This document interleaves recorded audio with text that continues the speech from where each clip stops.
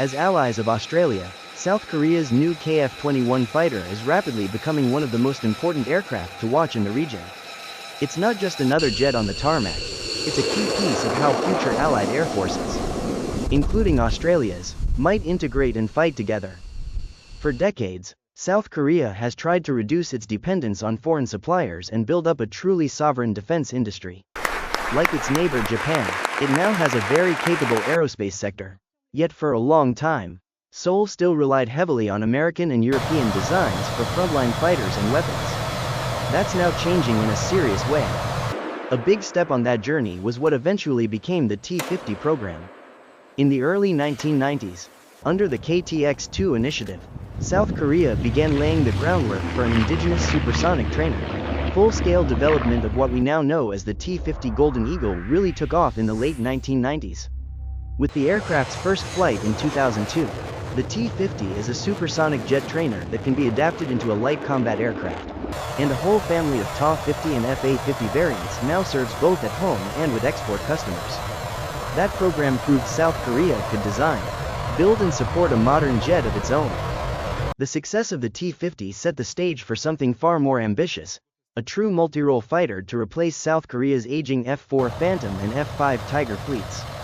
The new aircraft would eventually be called Boramae, Young Hawk, and carry the designation KF-21. The idea was simple but audacious. Leap from having designed one supersonic trainer to fielding a fighter that could stand alongside the best American, Russian and European designs. The project was first publicly announced in 2001.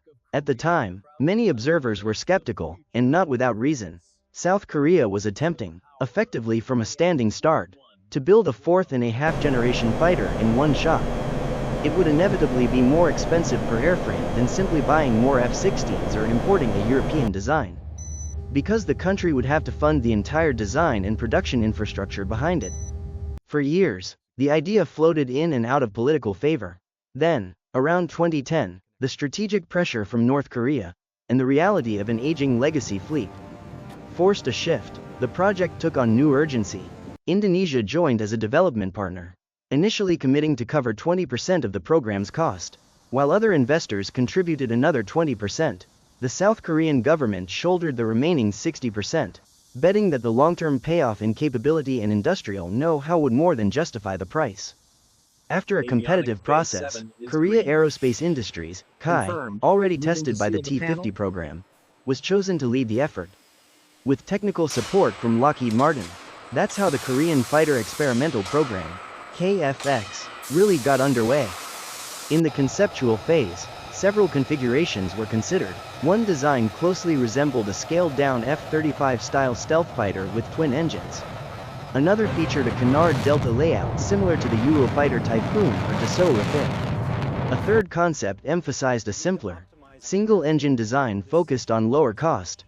The Republic of Korea Air Force made its priorities clear. Twin engines and growth potential were more important than the cheapest possible solution. So the twin-engine path was selected. From about 2015 onward, development of that concept accelerated. Over the next few years, extensive wind tunnel testing refined the initial design, spawning a series of internal configurations, among them designs that would be labeled C-105 and later C-109.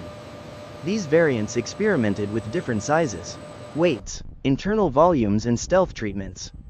The family line that began with C-105 and matured into C-109 would ultimately become the KF-21.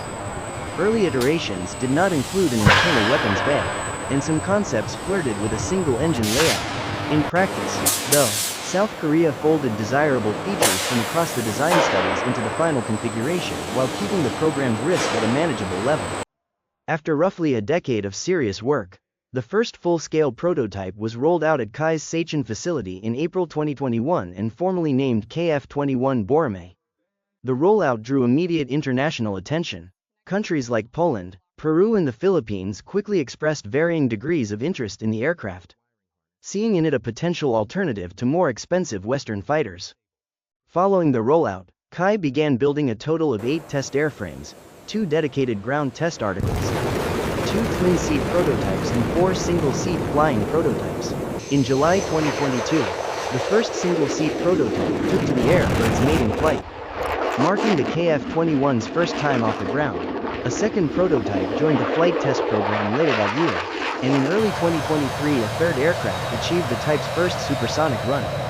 A twin-seat KF-21 followed shortly afterwards, proving the viability of the two crew configuration intended for training and, eventually, enhanced strike or electronic warfare roles.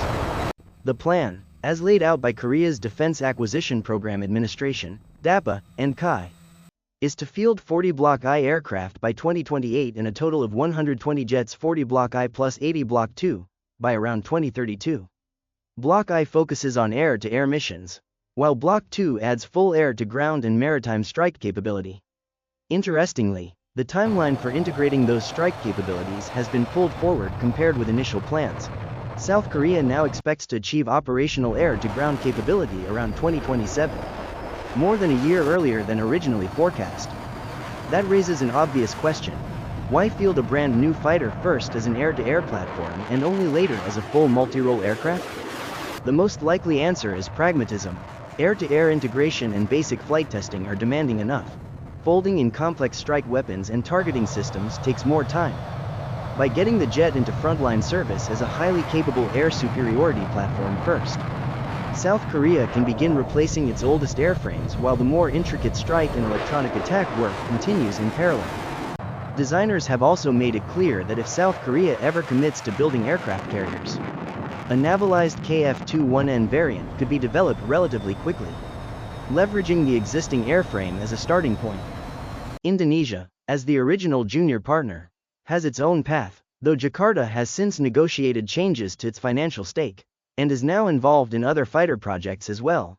It has long discussed the possibility of acquiring several dozen KF-21s once the type matures. Early figures often cited around 50 aircraft. Whether that ultimately happens or not, the option underlines the program's export ambitions. From the outset, the KF-21 was intended to be a genuine multi-role platform, not just an air policing fighter.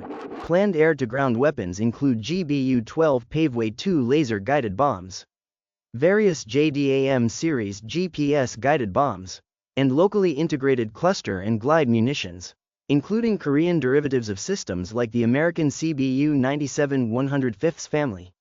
On the missile side, the aircraft is expected to field anti-ship weapons such as the AGM-84 Harpoon or its successors, and air-to-ground missiles comparable to the AGM-65 Maverick, along with indigenous South Korean designs.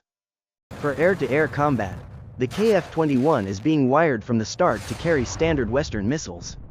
That includes the AIM-120 AMRAAM for beyond visual range engagements and the AIM-9X Sidewinder for close-in dogfights, along with European missiles like AESA if customers request them. In practice, however, South Korea appears to have chosen a different, gold standard, loadout, MBDA's Meteor ramjet-powered active radar missile for long range, backed by the German-Swedish IRIS-T for high off-boresight, short-range work. MBDA has publicly confirmed close cooperation with KAI to integrate Meteor on the KF-21.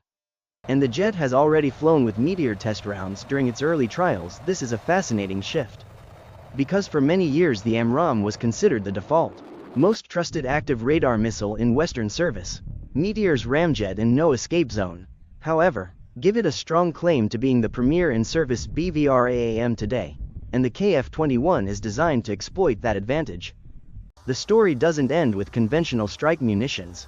South Korea is also developing a new family of long-range air-launched cruise missiles, ALCMs, for the KF-21 under what is often referred to in English as the Sky Dragon program. Based on the Cheonryong missile, this project formally entered its system development phase in late 2023, with completion currently targeted for the late 2020s. Cheonryong test rounds have already been dropped from South Korean aircraft, initially from legacy F-4E Phantoms and more recently from FA-50 light combat jets, with a planned range of around 500 kilometers or more. The intent is clear: give the KF-21 the ability to strike hardened, deeply buried targets across North Korea without ever crossing the border, complementing existing standoff weapons like the Taurus KEPD-350K, which itself has a range of about 500 kilometers and a powerful bunker-busting warhead. These developments fit neatly into South Korea's three-axis operational concept. aimed at deterring and, if necessary, neutralizing North Korea's nuclear and missile threat. The first axis focuses on preemptive strikes to eliminate imminent nuclear launches. The second emphasizes layered missile defense against any weapons that are fired.